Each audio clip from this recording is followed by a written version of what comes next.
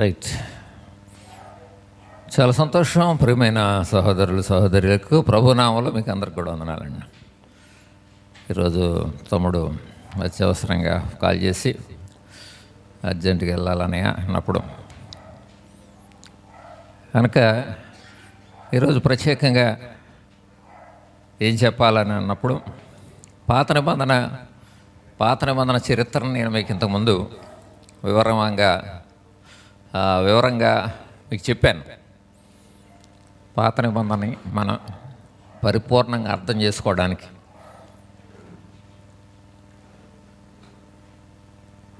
పాత నిబంధన గ్రంథంలో ఉన్నటువంటి పుస్తకాలన్నీ కూడా చరిత్రాత్మకమైనటువంటి పఠనాన్ని ఇంతకుముందు నేను మీతో మాట్లాడాను. దాన్ని మనం పాత నిబంధన అంతా కూడా క్రొత్త నిబంధనకు ముందున్నటువంటి చరిత్ర అంతని కూడా 10 భాగాలుగా చేసాం. సృష్టికాలం అయిపోయిన తర్వాత పితరుల కాలం అయిపోయిన తర్వాత ఐగుప్తు దగ్గర నుంచి వాళ్ళు కానానులోనికి ప్రయాణం, తర్వాత కానానులో వాళ్ళు ప్రవేశించి కానాను మీద విజయం సాధించి కానానును స్వాధీనం చేసుకోవడం, అది అయిపోయిన తర్వాత దేవుడు అక్కడ బాధ్యతలను పరిపాలన అప్పగించినప్పుడు న్యాయాధిపతుల కాలం ఉంది. న్యాయాధిపతులు అయిపోయిన తర్వాత రాజుల కాలంలో మొదట ఉమ్మడి రాజ్యంగా సౌలు, దావీదు, సొలొమోను ఒక్కొక్కరు 40 సంవత్సరాలు పరిపాలించిన తర్వాత ఆ రాజ్యం 2 భాగాలయ్యి యూదా, ఇశ్రాయేల్ రాజ్యాలుగా మార్చబడి, కనుక ఆ తర్వాత ఇశ్రాయేల్ రాజ్యం మొదటిగా చెరలోనికి వెళ్ళింది. తర్వాత యూదా రాజ్యం కూడా చెరలోనికి వెళ్ళింది. చెరకాలం 70 సంవత్సరాలు వాళ్ళు చెరలో ఉండడం. అది అయిపోయిన తర్వాత ఆ 70 సంవత్సరాలు కూడా వాళ్ళు దేవునికి బలంగా మొరపెట్టినప్పుడు దేవుడు వాళ్ళని విడిపించి అందులో నుంచి మళ్ళా తప్పించి చెర విడుదల కాలం కనుక పోగొట్టుకున్నటువంటి మందిరాన్ని చిన్న మందిరమైన మరలా కట్టుకోవడానికి, ఆ తర్వాత అక్కడ ఉన్నటువంటి యెరూషలేము చుట్టూ ఉన్నటువంటి ప్రాకారాలు కట్టుకోవడానికి వాళ్ళకి దేవుడు సహాయం చేశాడు. అది అయిపోయి 95 సంవత్సరాల చరిత్ర జరిగిన తర్వాత ఒక 400 సంవత్సరాలు నిశ్శబ్ద కాలం మనం చూస్తాం. యేసు ప్రభుకు ముందు ఇశ్రాయేల్ చరిత్ర ఒక నిశ్శబ్ద కాలంగా ఉండిపోయింది. కనుక ఆ 400 సంవత్సరాలు యేసు ప్రభు యొక్క రాకడ కొరకు ప్రపంచాన్ని సంసిద్ధం చేయడానికి దేవుడు కొంతమందిని ఏర్పాటు చేసుకొని, బబులోనీయుల తర్వాత పారసీకులు, వాళ్ళ తర్వాత గ్రీకులు, ఆ తర్వాత హెస్మోనీయులు, ఆ తర్వాత రోమీయులు వాళ్ళు పరిపాలన చేసినప్పుడు రోమా కాలంలో యేసుక్రీస్తు ప్రభు ఈ లోకానికి రావడం అనేది మనం చూస్తాం. రైట్. ఇందులో మనం ఈరోజు ఒక భాగాన్ని క్లుప్తంగా వివరణాత్మకంగా మీతో పంచుకోవాలని నేను ఆశపడతా ఉన్నాను. అది 3వ భాగం. ఐగుప్తు దగ్గర నుంచి ఇశ్రాయేలీలు కానానులోనికి వాళ్ళు ప్రయాణం చేయడం. ఈ విషయాన్ని ఐగుప్తులో వాళ్ళు ఉన్నటువంటి కాలం 360 సంవత్సరాలు. ఆ తర్వాత ఐగుప్తులో నుంచి కానానులోనికి ఇశ్రాయేలీలు ప్రయాణం చేసినటువంటి కాలం 40 సంవత్సరాలు. ఈ 400 సంవత్సరాలు ఐగుప్తు నిర్గమం, ఈ 2 విషయాలు మనం గమనించినప్పుడు కొన్ని విషయాలు మనకు నిర్గమాకాండం, సంఖ్యాకాండం, ద్వితీయోపదేశకాండం వీటిలో చరిత్రాత్మకమైనటువంటి సత్యాలు మనకు కనపడతాయి. కనుక ఐగుప్తులో మొదటిగా మనం చూస్తే ఐగుప్తులో ఇశ్రాయేలీలు ఉండడం. యాక్చువల్గా నేను మీకు ఫోటోస్టాట్లు తీసుకురావాలి కానీ నేను తీసుకురాలేకపోయాను. తర్వాత మళ్ళీ ఎప్పుడన్నా నేను పంపిస్తాను ఈ మ్యాప్. ఐగుప్తులో ఇశ్రాయేలీలు ఉన్నటువంటి కాలంలో ఐగుప్తుకి ఎలాగ వెళ్ళారో మనం ఆ చరిత్ర మనకు తెలుసు. యాకోబు పిల్లలు వాళ్ళందరూ కూడా యోసేపుని ఐగుప్తీయులకి అమ్మేయడం, యోసేపు ఐగుప్తులో ఒక దాసుడిగా వెళ్ళి ఆ తర్వాత అక్కడ ఐగుప్తులో దేవుని అందలి భయభక్తులతో, దేవుని అందలి విశ్వాసంతో ఒక బానిసగా వెళ్ళినటువంటి స్థితిలో నుండి ఒక ప్రధానమంత్రి లాంటి ఒక ప్రాముఖ్యమైనటువంటి స్థానంలోనికి దేవుడు యోసేపుని తయారు చేయడం, ఆ తర్వాత అక్కడ కరువు వచ్చినప్పుడు యోసేపు యొక్క అన్నయ్యలు వాళ్ళందరూ కూడా ఆహారం కోసం ఐగుప్తుకు రావడం, మరలా వాళ్ళందరూ కూడా కలుసుకున్న తర్వాత బహుశా యోసేపు యొక్క రిక్వెస్ట్ లేకపోతే అక్కడ ఉన్నటువంటి పరిస్థితులను బట్టి వాళ్ళు ఐగుప్తుకు వచ్చి ఐగుప్తులో స్థిరపడటం అనేది మనం చూస్తూ ఉన్నాం. అలాగున దేవుని ప్రజలు, దేవుని జనాంగం, ఇశ్రాయేలు జనాంగముగా పిలువబడినటువంటి ప్రారంభంలో ఉన్నటువంటి వ్యక్తులు ఐగుప్తులోనికి వచ్చి ఐగుప్తులో స్థిరపరచబడ్డారు. అట్లా చాలా సంవత్సరాలు జరిగిన తర్వాత అక్కడ మనకి రాయబడింది, అక్కడ యోసేపును ఎరగనటువంటి రాజులు వచ్చినప్పుడు ఈ హెబ్రీలని పిలువబడుతున్నటువంటి వీళ్ళందరూ కూడా ఒక జనాంగముగా ఉన్నారు. వీళ్ళు ఒక ప్రత్యేకించబడినటువంటి జనాంగంగా, వాళ్ళ దేవుడు వేరు, వాళ్ళ పద్ధతులు, వాళ్ళ ఆచారాలు, వాళ్ళ కట్టుబాట్లు ఇవన్నీ కూడా వేరువేరుగా ఉన్నాయి. కనుక వీళ్ళందరూ కూడా ఒక ప్రత్యేకమైనటువంటి విధానం ఉండడం అన్నదాన్ని ఒక జీర్ణించుకోలేక తర్వాత వచ్చినటువంటి ఆ ఫరో రాజులు వాళ్ళందరూ కూడా ఇశ్రాయేలు ప్రజల్ని ఇబ్బందులు పాలు చేసి చాలా శ్రమలకు, ఐగుప్తు దేశంలో చాలా శ్రమలకు వాళ్ళని గురి చేయడం అది మనం చూస్తున్నాం. ఐగుప్తులో ఇశ్రాయేలీలో ఉన్నటువంటి ఆ విషయాలన్నీ కూడా మనకి అక్కడ మనం చూస్తాం నిర్గమాకాండంలో. కనుక అక్కడ మనం చరిత్ర చదువుతున్నప్పుడు వాళ్ళు దేవునికి మొరపెట్టి గోజాడి వాళ్ళు దేవునికి ఎంతగానో ప్రార్థన చేస్తూ ఉన్నప్పుడు అది చూడండి, నిర్గమాకాండం 2వ అధ్యాయం 23వ వచనం నుంచి మనం చదివితే, అలాగన అనేక దినములు జరిగిన మీదట ఐగుప్తురాజు చనిపోయాను. ఇశ్రాయేలీలు తాము చేయుచున్న వెట్టి పనులను బట్టి నిట్టూర్పులు విడుచుచు మొరపెట్టుచుండగా తాము వెట్టి పనులను బట్టి వారు పెట్టిన మొర దేవుని యొద్దకు చేరాను.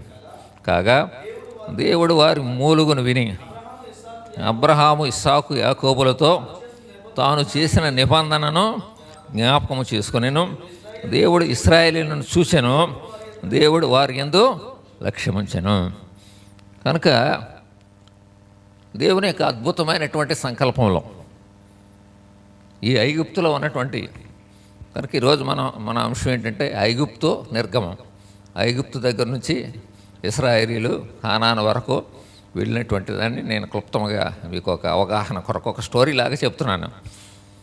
కనుక ఐగుప్తులో వాళ్ళు ఉన్నటువంటి పరిస్థితుల్లో, వాళ్ళు చాలా ఇబ్బందికరమైనటువంటి పరిస్థితుల్లో వాళ్ళు ఉన్నప్పుడు దేవుడు వాళ్ళని జ్ఞాపకం చేసుకొని వాళ్ళని విడిపించడానికి ఐగుప్తులో పెరిగినటువంటి మోషేని దేవుడు ప్రత్యేకంగా ఏర్పాటు చేసుకోవడం. కనుక మనం మొదటగానే చూసాం, మోషే ఎలాగన ఇశ్రాయేలీల బిడ్డ అయినప్పటికీ కూడా ఎలాగన మోషే అక్కడ వాళ్ళ అమ్మ అక్కడ భయంకరమైనటువంటి శ్రమలు వచ్చినప్పుడు చిన్నపిల్లలందరినీ చంపేస్తూ ఉన్నప్పుడు ఆ బిడ్డను అక్కడ నీళ్లలో వదిలిపెడితే కనుక ఫరో కుమార్తె ఆ బిడ్డను తీసుకొని మోషే అక్కడ ఐగుప్తు రాజ కుటుంబంలో ఒక వీరుడిగా పెరిగాడు.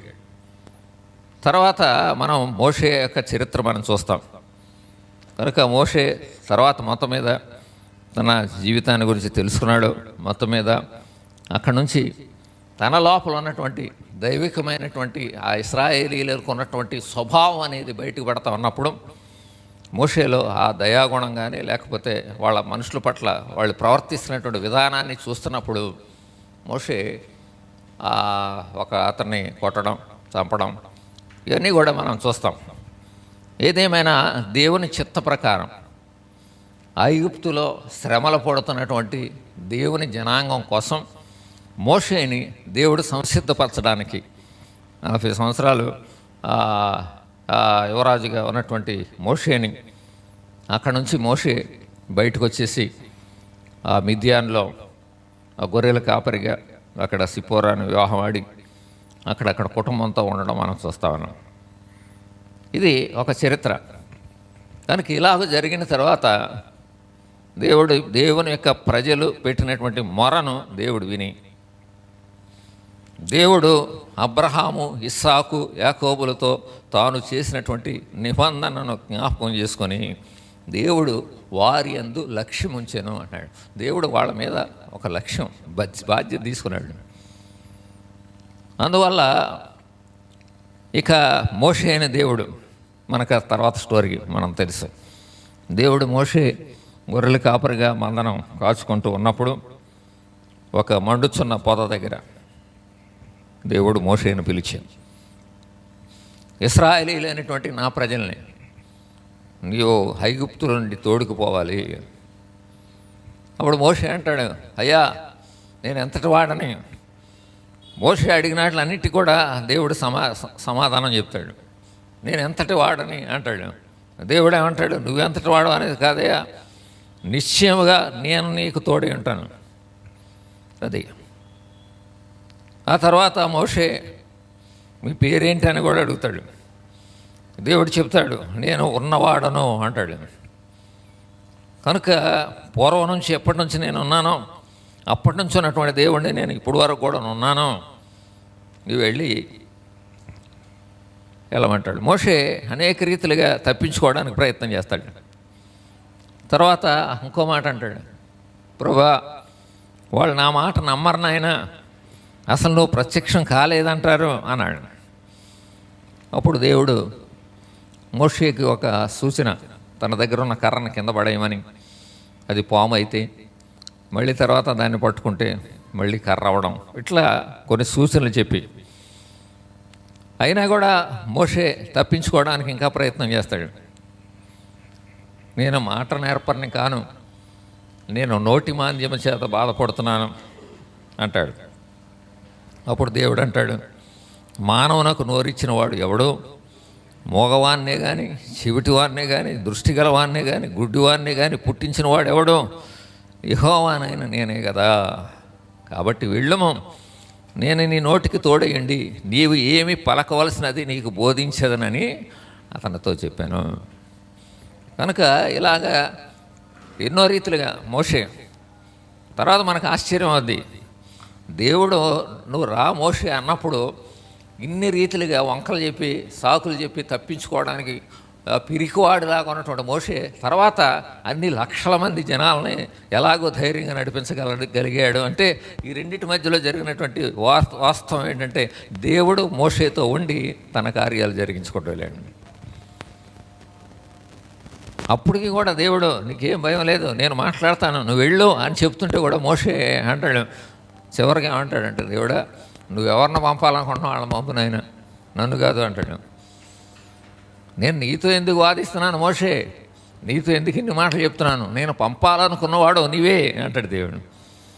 కనుక ఐగుప్తులో ఉన్నటువంటి ఇశ్రాయేలు ప్రజల్ని రప్పించడానికి దేవుడు మోషేను ఎన్నుకున్నటువంటి విధానం కానీ, మోషేను ప్రత్యేకపరచుకొని దేవుడు మోషేని బలపరిచి ధైర్యపరిచి అతని ప్రతి అనుమానానికి సందేహాలు కూడా తీర్చి, నోటి మాంద్యము మాట సరిగా లేని వాడిని, పిరికివాడుగా భయపడిపోతున్నటువంటి వ్యక్తిని సామాన్యముగా ఆ గొర్రెలు కాసుకుంటా అక్కడ మందలు కాసుకుంటా అనేక సంవత్సరాల పాటు ఒక మామూలు కుటుంబంతో ఉన్నటువంటి మోషేని దేవుడు ఎన్నుకోవడంలోనే దేవుడు ఏ వ్యక్తినైనా తన జీవితంలో కార్యాలు చేయాలని ఆశపడితే ఒక అద్భుతంగా దేవుడు వాడుకోగలడు, ఆయన వాగ్దానాలు నెరవేర్చుకోగలడు అన్నటువంటి సత్యం మనకు మోషే జీవితంలో మనకు ప్రత్యేకంగా కనపడడం.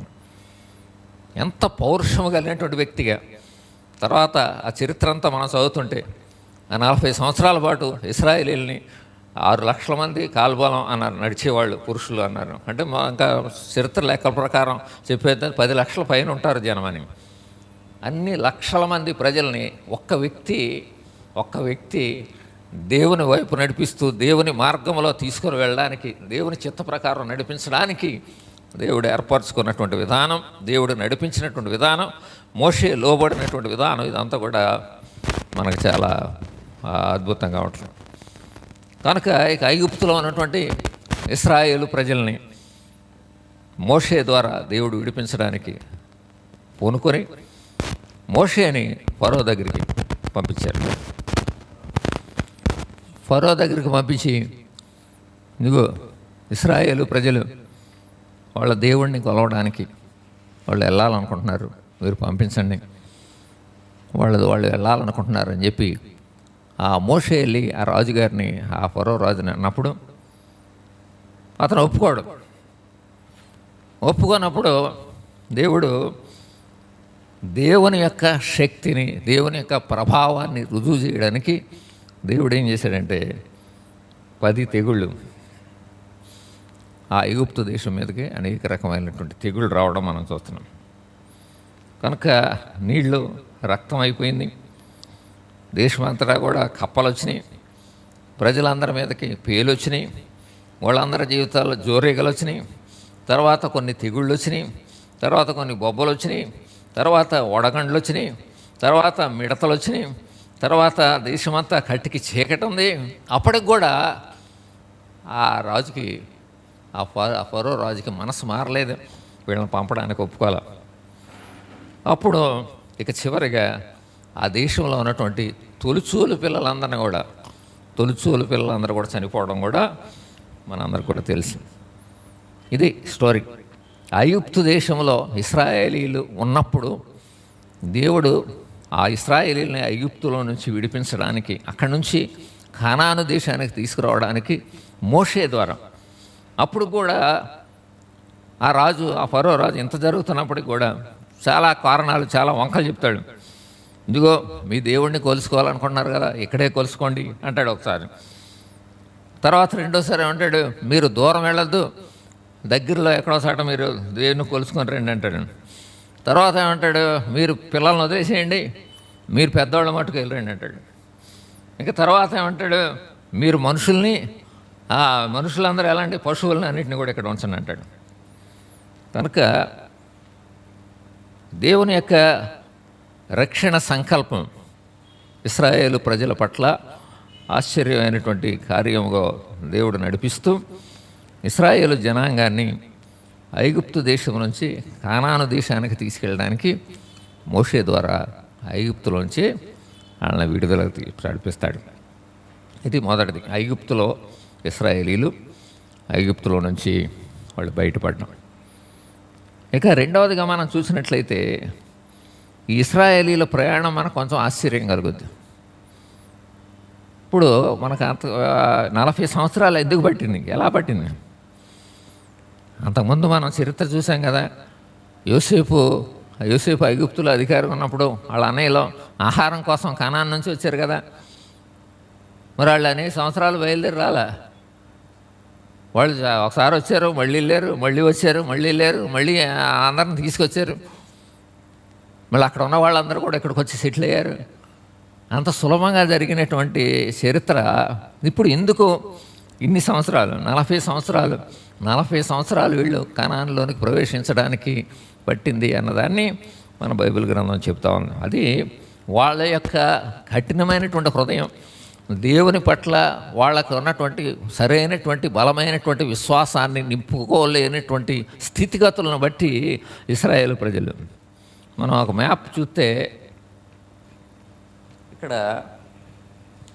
ఇవ్వండి, ఇక్కడ ఉన్నారు వీళ్ళు ఐగుప్తులో, వీళ్ళు ఇక్కడ కానానికి రావాలి, ఎడారిలో అయినా ఇలా రావచ్చు, కానీ మళ్ళీ ఇలా తీసుకొచ్చి ఇలా వచ్చి ఇక్కడ సేనాయి పర్వతం దగ్గరకు వచ్చి మళ్ళీ ఇలా వచ్చి కాదేశు బార్నియా దగ్గరకు వచ్చి మళ్ళీ కాదేశు బార్నియా నుంచి మళ్ళీ ఇలా దాటడానికి అక్కడ అడ్డుకున్నప్పుడు మళ్ళీ ఇదంతా తిరిగి మళ్ళీ ఈ పక్క అంతా తిరిగి మోయాబు, ఈ నెబో పర్వతం వైపు ఇటంతా కూడా తిరిగి ఆ ఎరుకో దగ్గర లోపలికి వెళ్తారు. కనుక కొన్నిసార్లు మనకి దేవుని యొక్క సంకల్పం, దేవుని యొక్క ఉద్దేశాలు మనకు అర్థం కావు, కానీ మనకు స్పష్టంగా అర్థమవుతున్నటువంటి పరిస్థితి ఏంటంటే ఈ 40 సంవత్సరాల్లో దేవుడు ఎన్నో అద్భుతమైనటువంటి కార్యాల ద్వారా ప్రారంభం నుంచి మనం గమనించినట్లయితే అసలు వాళ్ళు ఎర్ర సముద్రాన్ని దాటకముందు సేనాయి పర్వతం వైపు వాళ్ళు ప్రయాణం చేస్తున్నప్పుడే ఎర్ర సముద్రం దాటకముందే దేవుని యొక్క అద్భుతమైన కార్యం ప్రారంభమైంది. అది చూడండి 13వ అధ్యాయంలో ఉంటుంది. వాళ్ళు ప్రయాణం మొదలైనప్పుడే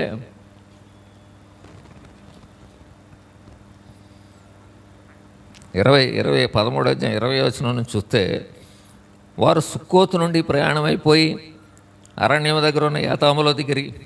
వారు పగలు రాత్రి ప్రయాణం చేస్తుండగా యెహోవా త్రోవలో వారిని నడిపించుటకై పగటి వేళ మేఘస్తంభంలోను వారికి వెలుగుచ్చుటకై రాత్రివేళ అగ్నిస్తంభంలో నుండి వారికి ముందుగా నడుచుచూ వచ్చాను. ఆయన పగటివేళ మేఘస్తంభమునైనను రాత్రివేళ అగ్నిస్తంభమునైనను ప్రజలు ఎదుట తొలగించలేదు. కనుక ఇక్కడ మనకు అర్థమవుతుంది, ప్రారంభం వీళ్ళు బయలుదేరినటువంటి విధానంలోనే దేవుడు ఒక అద్భుతమైనటువంటి తన ప్రొటెక్షన్తో దేవుడు వాళ్ళని తీసుకెళ్తున్నాడు. ఒకవేళ త్వరగానే దేవుడు తీసుకెళ్ళేవాడేమో, కానీ మనకు అర్థమైపోద్ది మన చరిత్ర అంతా చూస్తే చివరి వరకు కూడా వీళ్ళు ఇక్కడి నుంచి ఆ చివరికి వచ్చే లోపల ఎన్నోసార్లు దేవుణ్ణి విసిగించడం మొదలుపెట్టాడు. ప్రారంభంలోనే, స్టార్టింగే. అది మన 14వ అధ్యాయంలో ఉంది. వీళ్ళు బయలుదేరి వెళుతున్నారు. దేవుని యొక్క అగ్నిస్తంభం మేఘస్తంభాన్ని వాళ్ళు చూస్తున్నారు. దేవుడు మాతో పాటు ఉన్నాడు, దేవుని భద్రత మాతో పాటు ఉంది, మేము అద్భుతంగా వెళ్ళగలం అన్నటువంటి నమ్మకాన్ని నింపుకొని దేవుని మీద ఆధారపడుతూ ఎదుర్కొన్నటువంటి దేవుని సేవకుడైనటువంటి మోషే మీద బలమైనటువంటి విశ్వాసాన్ని పెంచుకొని వెళ్ళవలసినటువంటి వీళ్ళు స్టార్టింగ్లోనే వాళ్ళ స్వభావం అక్కడ బయటపడిపోయారు. ఇక్కడ కొంత జరిగేటప్పటికి వెనక నుంచి ఆ ఫరో మనసు మారింది. అరే వీళ్ళందరిని వదిలేశాను, వీళ్ళు వెళ్ళిపోతున్నారు, నేను వెళ్ళి వాళ్ళని వెంటబెట్టి మళ్ళా జనాన్ని అని చెప్పి కొంతమందిని వెంటబెట్టుకొని ఫరో వెనకాల పడ్డాడు. వాళ్ళు వెనకాల ఫరోని చూస్తూ ఉన్నారు. ఈలోగా వాళ్ళు దగ్గర ఎర్ర సముద్రం దగ్గరికి వచ్చేసారు. వచ్చేటప్పటికి వీళ్ళకి అంత అయోమయంగా ఉంది. కానీ వాళ్ళు బలంగా నమ్మాలి, వాళ్ళు బలంగా విశ్వాసం ఉంచాలి. ఇన్ని అద్భుత కార్యాలు చేసి దేవుడు వాళ్ళని అందులోంచి బయటకు తీసుకొచ్చాడు. ఎంత ఆశ్చర్యమైనటువంటి రీతిగా ఈ మేఘస్తంభంతోనూ అగ్నిస్తంభంతోనూ దేవుడు వాళ్ళకు ముందు నడుచుకుంటూ వెళ్తున్నాడు. ఒక బలమైనటువంటి నాయకుడిని వాళ్ళకి ఎలా ఇచ్చారు అన్నటువంటి వాస్తవాన్ని ఒక చాలా కాన్ఫిడెంట్ విశ్వాసంతో వెళ్ళాలి ఇశ్రాయేలు ప్రజలు. కానీ వాళ్ళు కంగారు పడ్డారు. ఇక ప్రారంభం నుంచి మనం గమనిస్తూ ఉంటాం. వాళ్ళు మోషేతో అంటున్నారు, ఐగుప్తులో సమాధులు లేవని ఈ అరణ్యంలో చచ్చుటకు మమ్మల్ని రప్పించితివా? మమ్మల్ని ఐగుప్తులో నుండి బయటికి రంపించిన మమ్మల్ని ఇట్లా చేయాలా? మా జోలికి రావద్దు, మేము ఐగుప్తీయులకి దాసులు మొగుదామని ఐగుప్తులో మేము నీతో చెప్పిన మాట ఇదే కదా. మేము ఈ అరణ్యమందు చచ్చుట కంటే ఐగుప్తీయులకు దాసులు మొగటే ఇలా. కనుక ఇశ్రాయేలు ప్రజల యొక్క ప్రయాణం ప్రారంభమైనటువంటి కొద్ది కాలంలోనే మనిషి బుద్ధి, మనిషి స్వభావం కొంచెం కష్టం రాగానే, బాధ రాగానే అదృశ్యుడైనటువంటి దేవుని ప్రభావం, దేవుని శక్తి మనల్ని ఎలా నడిపిస్తుంది అన్నటువంటి దాన్ని వాళ్ళు గుర్తించకుండా దేవుని మీద నిందలేసి దేవుని యొక్క శక్తిని అనుమానించి వాళ్ళు ప్రవర్తించినటువంటి విధానం. కనుక అప్పుడు మోషే బహుశా చాలా బాధగా మొర్రపెట్టుంటాడు. మొర్రపెట్టినప్పుడు అప్పుడు దేవుడు అంటాడు, మోషే నీవేళ నాకు మొర్రపెట్టుచున్నావు, సాగిపోవడని ఇశ్రాయేలీయులతో చెప్పుము. ఎలా వెళ్ళిపోతామయ్యా? మేము ఎలా వెళ్ళిపోతాం? ఎదురుగుండా భయంకరమైనటువంటి సముద్రం ఉంది, వెనకాల చూస్తే ఆ భయంకరమైనటువంటి సైన్యం మమ్మల్ని వెంటాడుతుంది. వాళ్ళు ఏమో రథాల మీద వస్తున్నారు, గుర్రాల మీద వస్తున్నారు, ఇన్ని లక్షల మంది ప్రజలు. కానీ దేవుని యొక్క సంకల్పాన్ని, దేవుని ఆలోచనని, దేవుడు చెప్పిన మాటని నమ్మేటువంటి స్థితి వాళ్ళకుంటే దేవుని అద్భుత కార్యం జరుగుద్ది. కనుక మొత్తం మీద సాగిపోండి, దేవుడు అద్భుతం చేయబోతున్నాడు అని మోషే చెప్పినప్పుడు వాళ్ళు సముద్రాన్ని దగ్గరికి వెళ్ళినప్పుడు ఎర్ర సముద్రాన్ని దేవుడు పాయలు చేసి ఒక అద్భుతాన్ని దేవుడు జరిగించి, కనుక ఇది మనం చూస్తాం 14 అధ్యాయం 15 అధ్యాయం వరకు అద్భుతమైనటువంటి కార్యం దేవుడు చేసి వాళ్ళని అవతల పైకి తీసుకెళ్తాడు. కనుక సేనాయి పర్వతం వరకు వెళ్ళే లోపల జరిగినటువంటి సంఘటనలు ఏంటంటే, మొదటిది మహిమ మేఘం, అగ్నిస్తంభం, వాళ్ళ మీద నడిపించబడడం, ఫరో సైనికులు వాళ్ళని వెంబడించడం, మూడవది ఎర్ర సముద్రం దగ్గర దేవుడు అద్భుతాన్ని చేసి వాళ్ళని సముద్రంలో నుంచి వాళ్ళని పాయలు చేసి తీసుకెళ్ళడం, ఇంక తర్వాత అక్కడే వెనక నుంచి వచ్చి వీళ్ళు దాటారు, వెనక నుంచి వచ్చినటువంటి ఫరో సైన్యం అంతా కూడా ఆ సముద్రంలో మళ్ళా సముద్రాన్ని దేవుడు మూసేస్తే వాళ్ళు చనిపోవడం, ఇదంతా కూడా మనం చూస్తా ఉన్నాం. ఇది ఈ ప్రయాణంలో జరిగినటువంటి సంగతం. ఇక అది అయిపోయిన తర్వాత 15వ అధ్యాయంలో మనం చూస్తే మారా కనుక చేదు నీరు అక్కడ ఉన్నప్పుడు 15 అధ్యాయం 22 నుంచి చూస్తే మనం చేదు నీరు ఉన్నప్పుడు అక్కడ దేవుడు మధురమైనటువంటి నీరుగా దేవుడు మార్చడం మనం చూస్తూ ఉన్నాం. ఆ తర్వాత 16వ అధ్యాయంలో మనం గమనించినట్లయితే ఆహారం లేకుండా వాళ్ళు ఇబ్బంది పడతా ఉన్నప్పుడు దేవుడు వాళ్ళకి మన్నాను కురిపించి, ఆకాశం నుండి మన్నాను కురిపించి దేవుడు అద్భుతంగా వాళ్ళను పోషించినటువంటి విధానం మనకు కనపడతా ఉంది. ఆ తర్వాత 16వ అధ్యాయంలో మనం చూస్తే దేవుడు సబ్బాతును వాళ్ళకి ఏర్పాటు చేసి దేవుణ్ణి మర్చిపోకూడదు, మీరు దేవుణ్ణి ఆరాధించేవారుగా ఉండాలి అని చెప్పి, అందుకు 23వ వచనం ఉంది, అందుకు అతడు యెహోవా చెప్పిన మాట ఇది, రేపు విశ్రాంతి దినము, అది యెహోవాకు పరిశుద్ధమైనటువంటి విశ్రాంతి దినము. కనుక అట్లా దేవుడు తన ప్రజలు ఎలాంటి విధానములో దేవుణ్ణి ఆరాధించాలో, ఏ విధంగా నిష్టగా దేవుడు చెప్పినటువంటి కార్యాల్లో నమ్మకంగా ఉండాలో చూపించడానికి దేవుడు కొన్ని పద్ధతులు పెట్టి అక్కడే విశ్రాంతి దినాన్ని ఏర్పాటు చేసి, సబ్బాతుని ఏర్పాటు చేసి, వాళ్ళు విశ్రాంతి దినం రోజున వాళ్ళందరూ కూడా ఆగి దేవుని నామాన్ని కనపరిచేవారు ఉండాలని దేవుడు ఏర్పాటు చేశాడు. ఇది మనం చూస్తాం. ఇక అది అయిపోయిన తర్వాత 17వ అధ్యాయంలో మనం చూస్తే నిర్గమకాండంలో ఈ ఇందులో జరిగిన సంఘటనలు చెప్తా ఉన్నాను.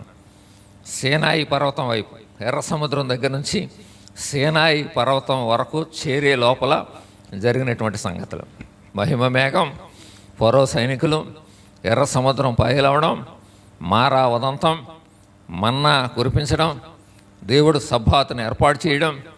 ఇక తర్వాత 17వ అధ్యాయంలో మనం చూసినట్లయితే అక్కడ నీళ్లు లేనప్పుడు, కనుక ఇక్కడ కూడా మనం గమనిస్తూ ఉన్నాం. ప్రతిసారి కూడా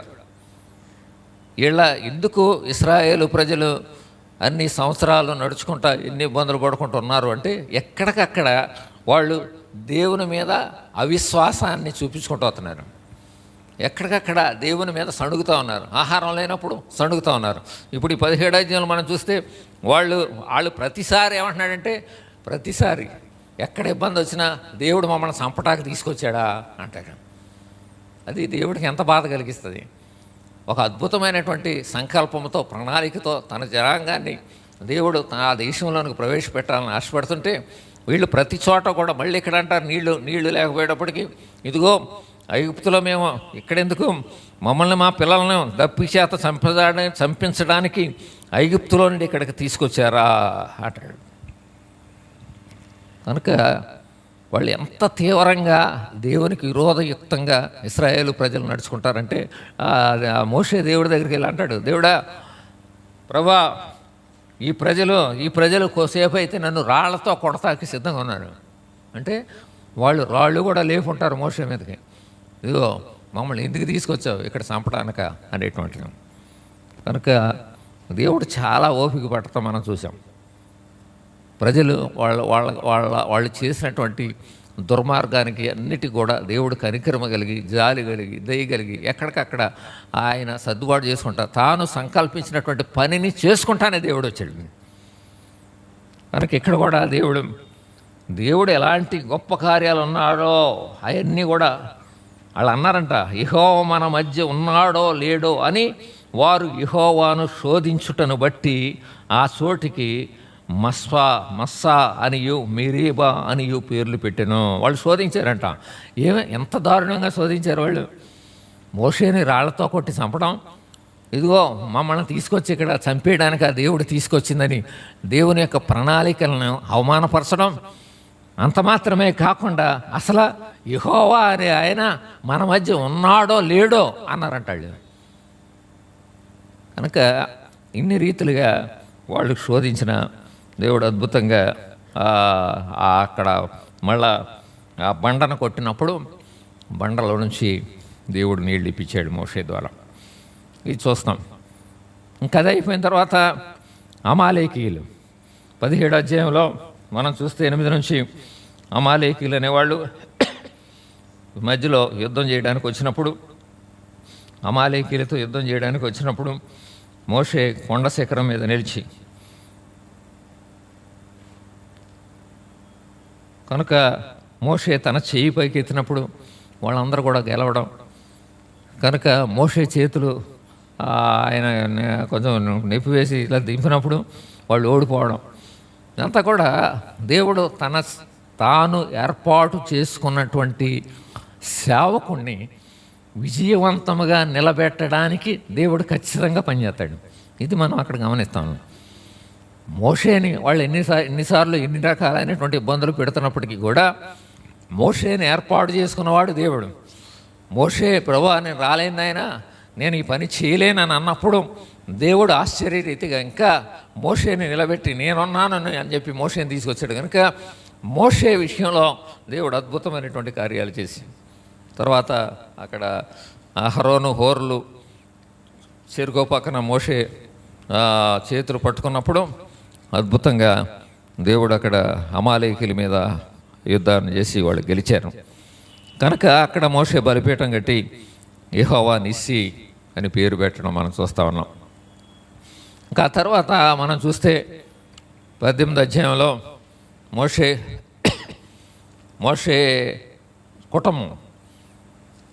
కుటుంబం అక్కడికి వస్తారు.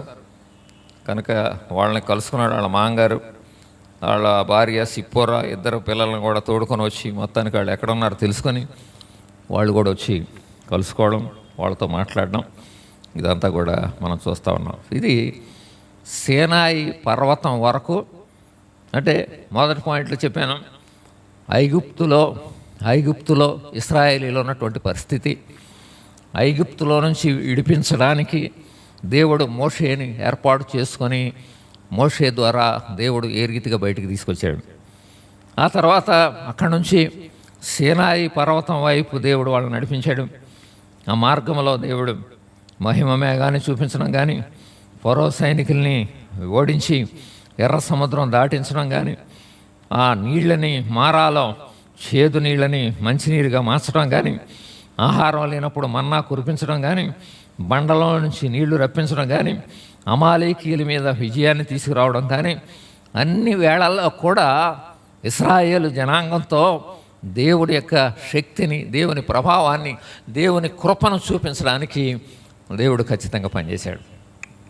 ఇక ఆ తర్వాత మనం గమనించినట్లయితే వాళ్ళు సీనాయి దగ్గరికి వచ్చారు, సీనాయి పర్వతం దగ్గరికి. కనుక ఇక్కడ సీనాయి పర్వతం దగ్గరికి వచ్చినప్పుడు, ఇక్కడ ఈ సీనాయి పర్వతం దగ్గర వీళ్ళు 11 నెలల 5 రోజులు ఉన్నారు. ఈ సీనాయి పర్వతం దగ్గరికి వచ్చినప్పుడు ఇక్కడ దేవుడు ఒక అద్భుతమైనటువంటి సంకల్పాన్ని దేవుడు ఆలోచన చేశాడు. మోషేని, నువ్వు కొండ మీదకి రా, నేను ధర్మశాస్త్రాన్ని 10 ఆజ్ఞలు కానీ ధర్మశాస్త్రాన్ని కానీ దేవుని బిడ్డల కొరకు అవసరమైనటువంటి ధర్మశాస్త్రాన్ని నేను ఇస్తాను అని చెప్పి దేవుడు మోషేని ఆ పైకి తీసుకెళ్ళాడు. అది మనం చూస్తాం. అయితే అక్కడ దేవుడు అక్కడ కొన్ని ఏర్పాట్లు చేయడం అనేది కూడా, ప్రత్యక్ష గుడారాన్ని కానీ, తర్వాత దేవుణ్ణి ఎలాగన ఆరాధించాలో, దేవుని కొరకు ఎలాగ దేవుని పిల్లలు తమ జీవితాలు శుద్ధి చేసుకోవాలో, ఈ విషయాలన్నిటి గురించి కూడా అక్కడ మాట్లాడతాడు దేవుడు. కనుక మోషే దేవుని దగ్గర నుంచి దేవుని సందేశాన్ని పొందుకోవడానికి పైకి వెళ్ళినప్పుడు 32 అధ్యాయంలో మనం చూసినట్లయితే, ఈ 32 అధ్యాయం వరకు మనం గమనించినట్లయితే, అంతకుముందుగా దేవుడు ఒక ప్రత్యక్ష గుడారాన్ని ఏర్పాటు చేయడం, ఈ ముందు అధ్యాయాల్లో మనం చూస్తే 25 నుంచి 31 వరకు మనం చూస్తే ప్రత్యక్ష గుడారాన్ని ఏర్పాటు చేయడం, దేవుడు వాళ్ళ మధ్యలో ఒక ఆరాధించబడడానికి అవసరమైనటువంటి ఏర్పాట్లు చేయడం, దేవుని కొరకు వాళ్ళందరూ కూడా ఎలాగో విశ్వాసంతో ఉండాలో, దేవుణ్ణి ఎలాగో ఆరాధించాలో, దేవుడు వాళ్ళ మధ్యలో దేవుని సన్నిధిని వాళ్ళు ఎలా గుర్తించాలో చేయడానికి ప్రత్యక్ష గుడారాన్ని, అలాగే కొన్ని ఆజ్ఞలన్నింటినీ కూడా మనం చూస్తాం. 20వ అధ్యాయం నుంచి మనం చూస్తే అక్కడ ఆజ్ఞలన్నీ కూడా ఉంటాయి. 10 ఆజ్ఞలు కానీ ఆజ్ఞలన్నీ కూడా ఉంటాయి. కనుక ఎలాంటి జీవితం ఇశ్రాయేలీయులు బ్రతకాలి, వాళ్ళు ఇక్కడి నుంచి కానానులోనికి వెళ్ళకముందే వాళ్ళు దేవుని ధర్మశాస్త్రాన్ని పొందుకొని దేవుని మందిరం కట్టబడితే దేవుని మందిరంలో దేవుణ్ణి ఎలాగో ఆరాధించేవారుగా ఉండాలి అన్నటువంటి సత్యాల్ని రుజువు చేయడానికి దేవుడు ముందుగానే వాళ్ళ కొరకు అన్నీ కూడా ఏర్పాటు చేశాడు. అయితే మళ్ళా విషాదకరమైనటువంటి విషయం మనం తర్వాత చూస్తాం. కనుక మోషే దేవుని దగ్గర నుంచి దేవుని ఆజ్ఞల్ని, దేవుని యొక్క ఆ కార్యాలని, దేవుడి యొక్క ఉపదేశాన్ని దేవుడి దగ్గర తీసుకోవడానికి పైకి వెళ్ళి ఆ కొండ మీదకి వెళ్ళి ఆలస్యం అవుతుంది, రావడం ఆలస్యం అవుతున్నప్పుడు 32వ అధ్యాయంలో మనం చూస్తాం. వాళ్ళు ఆ ప్రజలందరూ కూడా అహరోను దగ్గరికి కూడి వచ్చి, లెమ్మో మా ముందర నడుచుటకు ఒక దేవతను మా కొరకు చేయము, ఐగుప్తులో నుండి మమ్మల్ని రప్పించిన ఆ మోషే అనువాడు ఏమాయనో మాకు తెలియదు అంటారు. చాలా మళ్ళా దేవుని ఉనికిని వీళ్ళు ప్రతిసారి కూడా ఇశ్రాయేలు ప్రజలు తమ జీవితంలో ఎందుకు జీవితాన్ని కోల్పోయారు అంటే మనం చూస్తాం కదా, ఐగుప్తులో నుంచి బయలుదేరిన వాళ్ళలో 2 తప్ప అందరూ కూడా మధ్యలోనే చనిపోయారు. వాళ్ళ పిల్లలు పుట్టిన పిల్లలు వీళ్ళందరూ కూడా మిగిలిన జనాంగం అందరూ కానాన్ దేశంలోకి వెళ్ళారు. అది ఎంత విచారం. అలాగని దేవుడు దుర్మార్గుడా ఎందుకు తీసుకొచ్చాడు వాళ్ళందరిని కూడా? తీసుకొచ్చినోడు మధ్యలో చంపేయడం ఏంటి? ఇంతమందిని వాళ్ళు పోనీ 40 సంవత్సరాలు అంటే పోనీ అక్కడ 40 సంవత్సరాలు 30 సంవత్సరాల వయసు ఉన్నవాళ్ళు పోనీ వయసు అయిపోయి చనిపోయారేమో అనుకుంటాం. అందరూ కూడా ఎందుకు వాళ్ళ జీవితాలని మధ్యలోనే పోగొట్టుకున్నారంటే దేవుని సంకల్పాన్ని సరిగ్గా అర్థం చేసుకోకపోవడం, దేవుడు చెప్పినట్లుగా నడుచుకోకపోవడం, దేవుడు నిర్ణయించినటువంటి ఉద్దేశాలని అపహాస్యం చేయడం. అసలు దేవుడే ఉన్నాడా, అసలు దేవుని ఉనికినే ప్రశ్నించారు వాళ్ళు. ఇది వాళ్ళ జీవితాలకు శాపంగా మారిన. కనుక ఇక్కడ కూడా అదే జరిగింది. వాళ్ళు ఫాలో అయింది దేవుడిని, వాళ్ళని నడిపించేది మోషే కావచ్చు. మోషే చెప్పి వెళ్ళాడు, ఇదిగో దేవుడు నన్ను పైకి రమ్మంటున్నాడు, దేవుడు నాతో. కనుక దేవుడు తీసుకెళ్ళాడు మోషేని కొండ మీదకి కొన్ని ఆజ్ఞలు ఇవ్వడానికి, కొన్ని వాక్యాలు ఇవ్వడానికి. మోషే వస్తాడు, ఇంకా కొంచెం కనిపెట్టాల్సింది, లేదా ప్రార్థన చేసి ఆ జవాబును, అహరోను ఉన్నాడు అక్కడ, జవాబును పొందేటువంటి బాధ్యతను వాళ్ళు తీసుకోకుండా వాళ్ళు ఏం చేశారంటే తిరుగుబాటు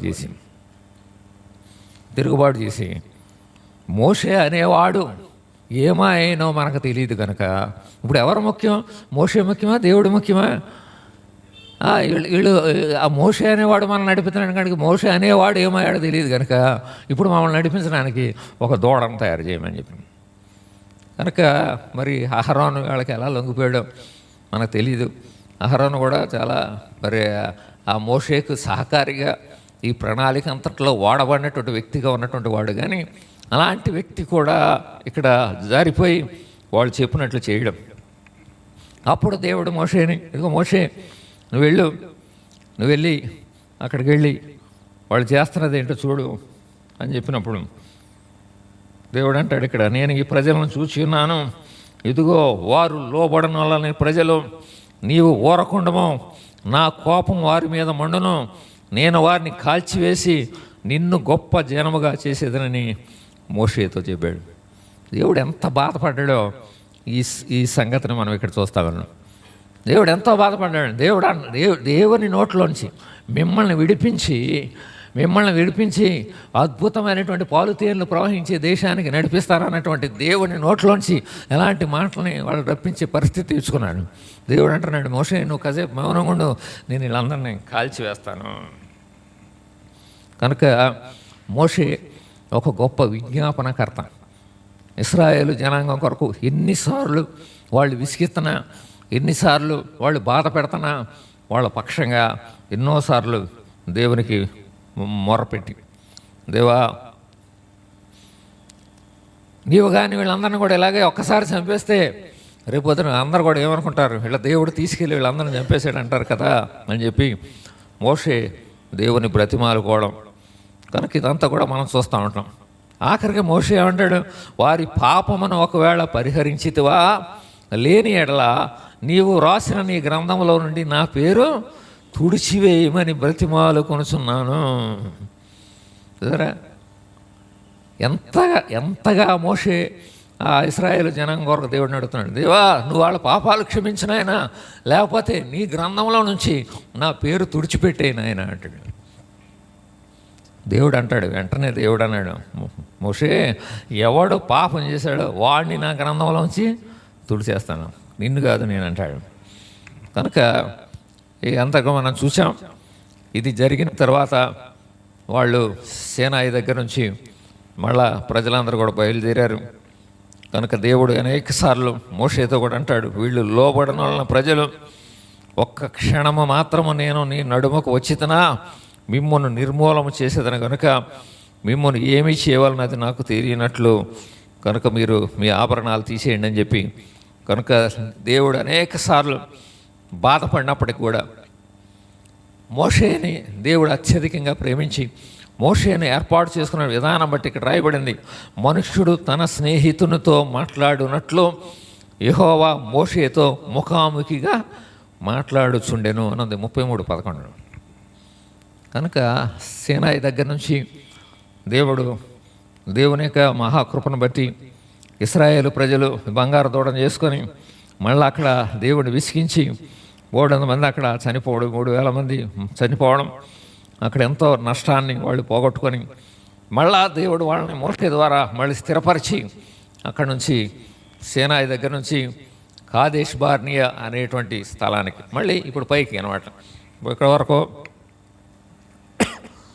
సేనాయి పర్వతం ఇక్కడ ఉంది, కాదేష్ బార్నియా అనేది ఈ కానాన్లోకి వెళ్ళే మళ్ళీ పైకి ఈ కిందకు వచ్చి అసలు యాక్చువల్గా ఇలా ప్రయాణం చేస్తారు. ఇలా కాకుండా ఇప్పుడు ఇదంతా తిరుక్కుంటూ వస్తున్నారు. వాళ్ళకు ఉన్నటువంటి అవిధేయతను బట్టి, వాళ్ళు చేసినటువంటి దేవుని మీద తిరుగుబాటు చేస్తున్నటువంటి విధానాన్ని బట్టి వాళ్ళు అన్ని సంవత్సరాలు ఇలాగ నడవాల్సి వచ్చింది. మళ్ళీ ఇలా నడుచుకుంటే ఈ కాదేష్ బర్నియా అనేటువంటి స్థలంలోనికి వాళ్ళు మళ్ళీ పైకి ఇలా వస్తారు. రైట్. ఇక ఈ కాదేష్ బర్నియా వచ్చిన తర్వాత సేనాయి దగ్గర నుంచి కాదేష్ బర్నియా 150 మైళ్ళు ఉంది. ఇక్కడికి వాళ్ళు బయలుదేరి వచ్చిన తర్వాత అక్కడ మనం చూస్తాం 10వ అధ్యాయం సంఖ్యాకాండం, అక్కడ నిర్గమాకాండం అయిపోయిన తర్వాత సంఖ్యాకాండంలో మనం చూసినట్లయితే 10వ అధ్యాయంలో సంఖ్యాకాండం 10వ అధ్యాయంలో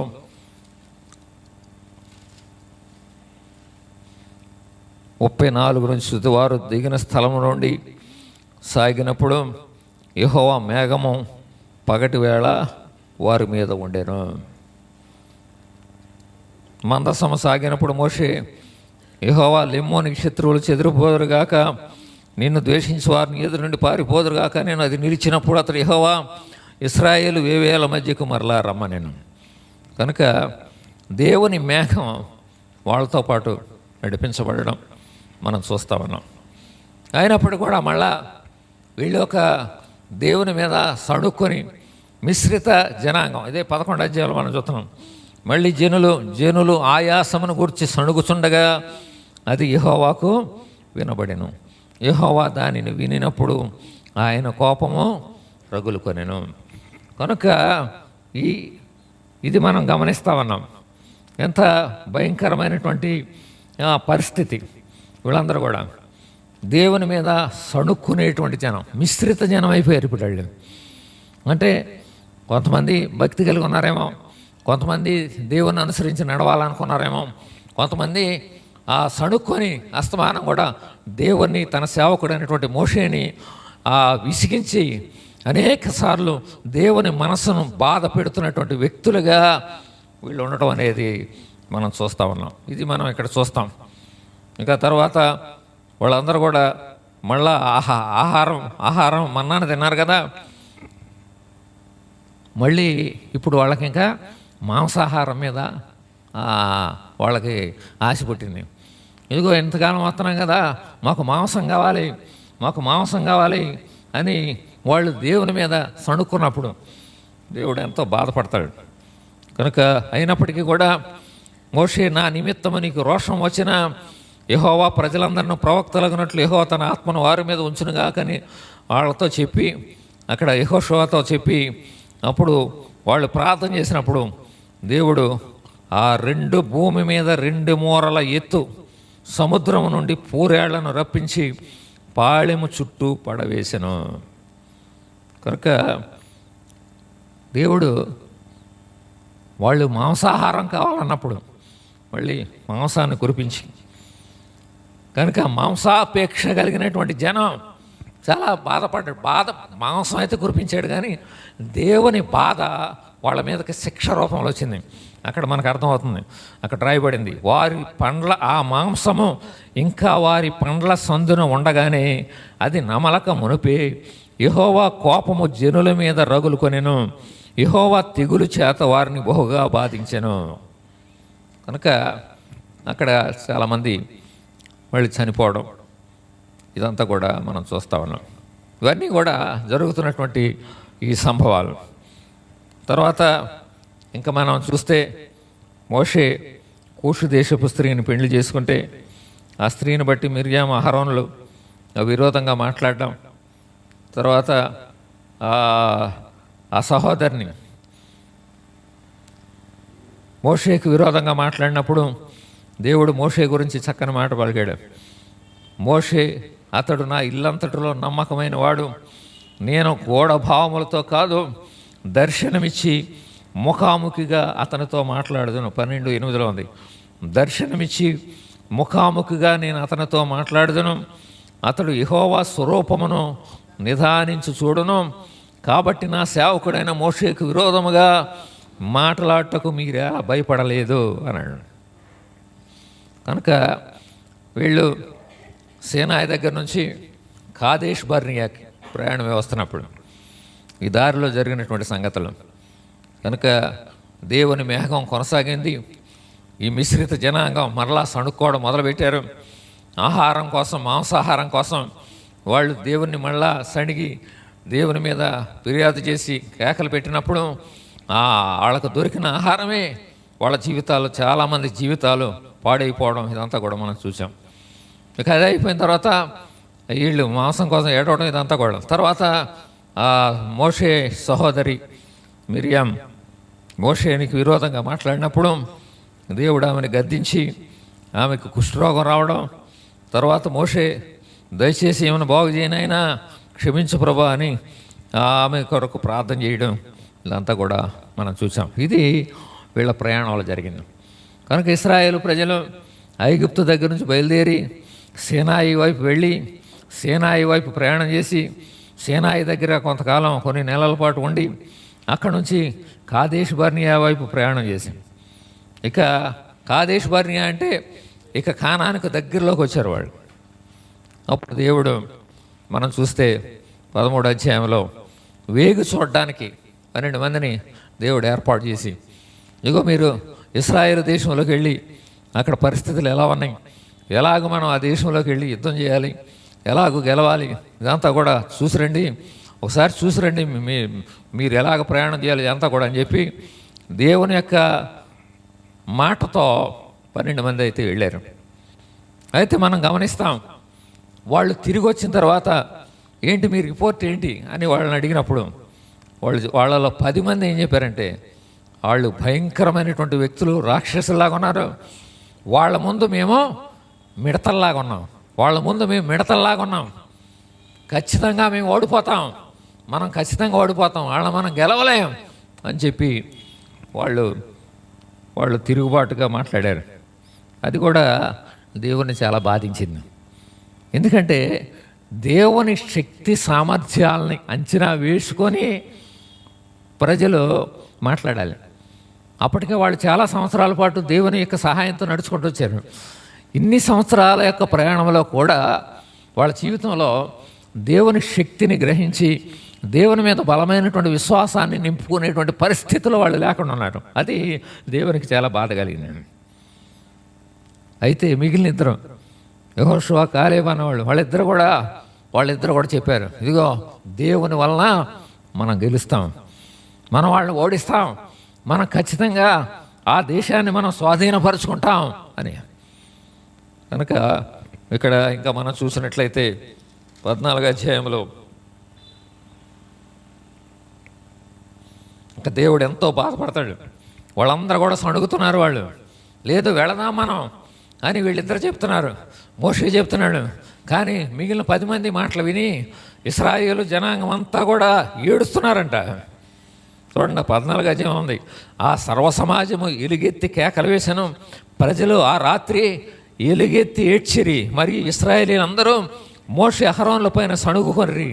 అయ్యో, ఐగుప్తులో మేము ఎలా చావలేదు, ఈ అరణ్యమందు మేము ఎలా చావలేదు, మేము కత్తివాత పడినట్లు యెహోవా మమ్మను ఈ దేశంలోనికి ఎలా తీసుకొని వచ్చును, మా భార్యలు మా పిల్లలు కొల్లపోదురు, తిరిగి ఐగుప్తు వెళ్ళుట మాకు మేలు కాదా, మనము నాయకుని ఒకరిని నియమించుకొని ఐగుప్తునకు తిరిగి వెళుదామని ఒకడితో ఒకడు చెప్పుకొని.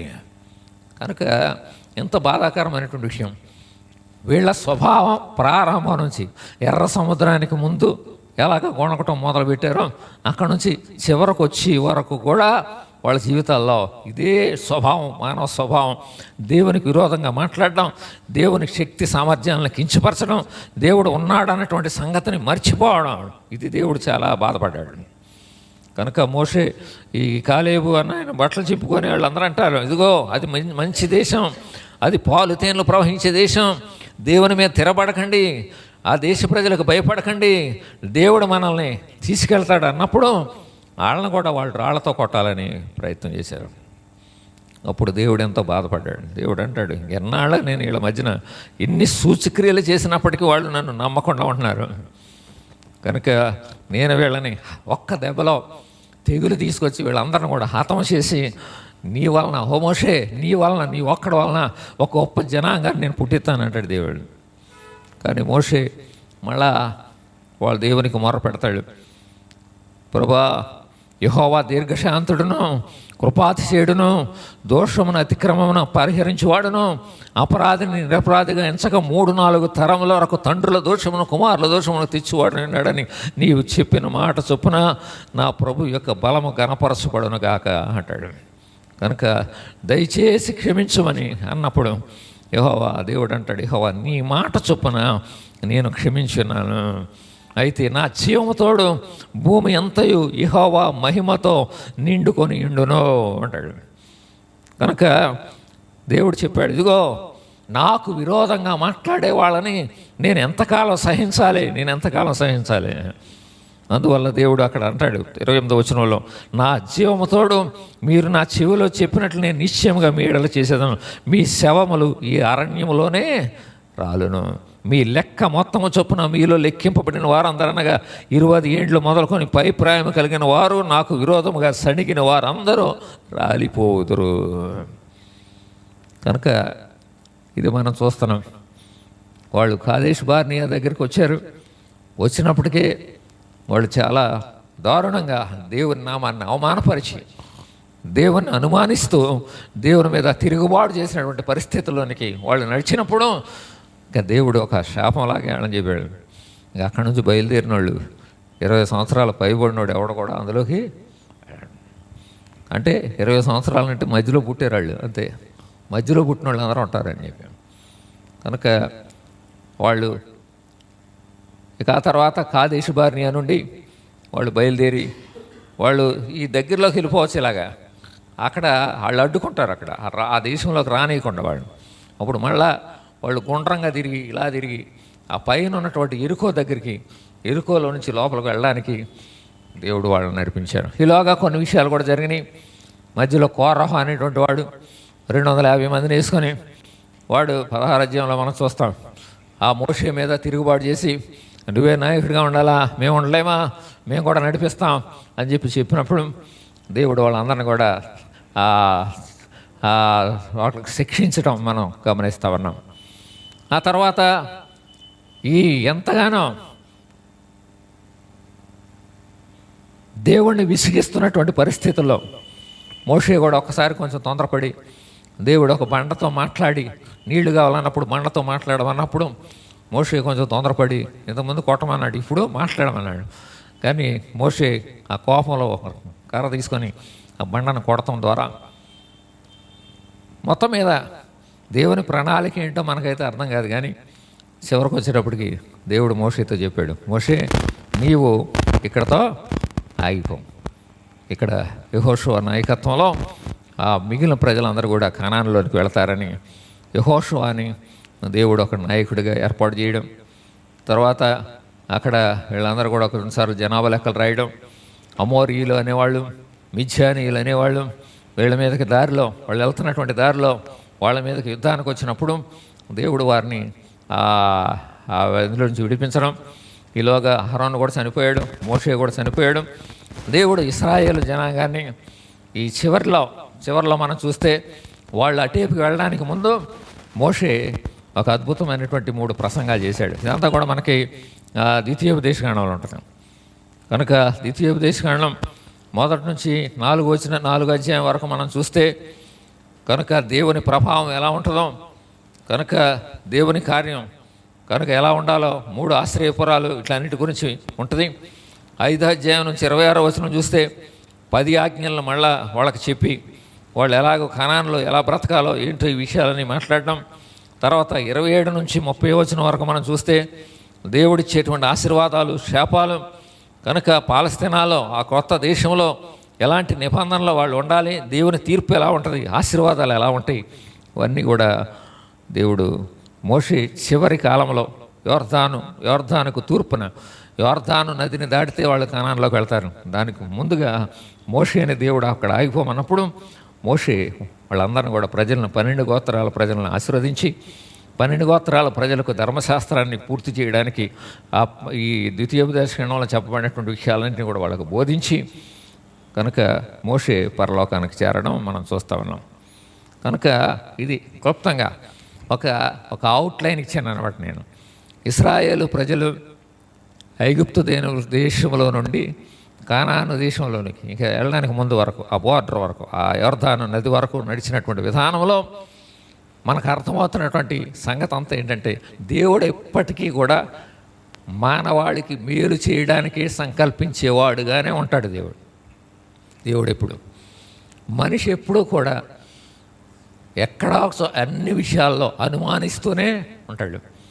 ఇక్కడే దెబ్బతిన్నారు ఇశ్రాయేలు ప్రజలు. ఎందుకు 40 సంవత్సరాలు పట్టిందంటే అంతే, వాళ్ళు ప్రారంభం నుంచే దేవుని మహిమను, దేవుని శక్తిని, దేవుని ప్రభావం మీద పరిపూర్ణమైనటువంటి విశ్వాసాన్ని నింపుకోలేక ఉండడం వల్ల వాళ్ళ జీవితంలో ఆలస్యం అవడమే కాదు, బయలుదేరిన వాళ్ళు కూడా చివరికి వెళ్లకుండా వాళ్ళ ఒక అద్భుతమైనటువంటి దేశాన్ని, అద్భుతమైనటువంటి దేవుని కార్యాన్ని వాళ్ళు చూడకుండా పోయారు.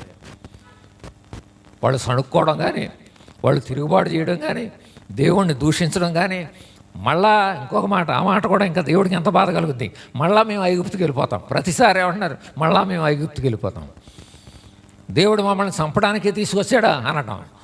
ఈ మోషే అనేవాడు ఏమైపోయాడు? మోషే అనేవాడు అసలు ఆ పదమే మరి ఎలా రాశారో కానీ ట్రాన్స్లేషన్లో ఉందో మొదలుందో నాకు తెలియదు, కానీ మోషే అనేవాడు అసలు ఆ మాట అలా ఉంటేనే బాధేస్తుంది.